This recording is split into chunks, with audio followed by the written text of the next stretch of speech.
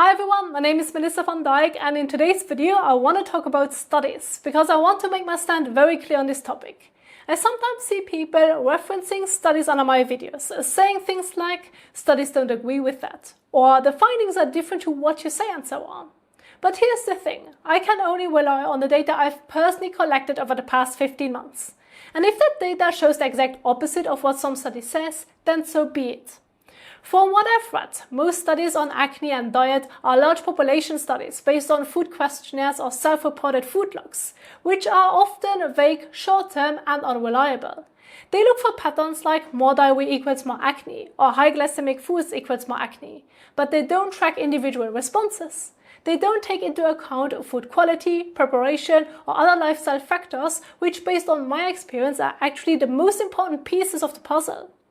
Controlled trials do exist, but they are rare, and even when they do happen, they are usually small and they don't reflect real-life conditions at all. That's why I believe that tracking your own data over time can give you far more valuable insights than any general study can. And honestly, if you start tracking your own data consistently and personally, you will find things no one else can tell you. That's how real breakthroughs happen. So I created a detailed journal and tracked every important detail every single day, carefully and consistently. I started tracking everything because I was tired of relying on recycled advice that never gave me real results. I used a Word document and over time I kept refining it. I logged my weight, sleep patterns, mood, energy levels, sexual health, supplements and medications, personal care and household products, even my coffee choices and cooking methods.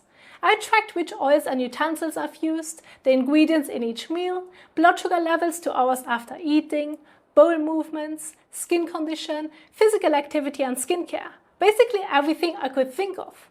Everything was timestamped and documented with high-resolution photos, including detailed pictures of my face, neck, chest and back, each morning at around 6 AM. Photos of all my meals and notes on the indoor and outdoor air quality wherever I was. Now this wasn't just tracking, this was data collection. I treated it like a personal clinical trial.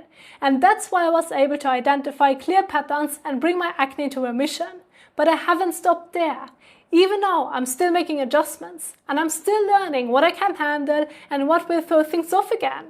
So over time, this process has become about more than just skin. It's a long-term mindset.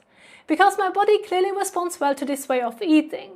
It helps me keep my digestion, acne and weight in check, and this tells me I'm doing something right.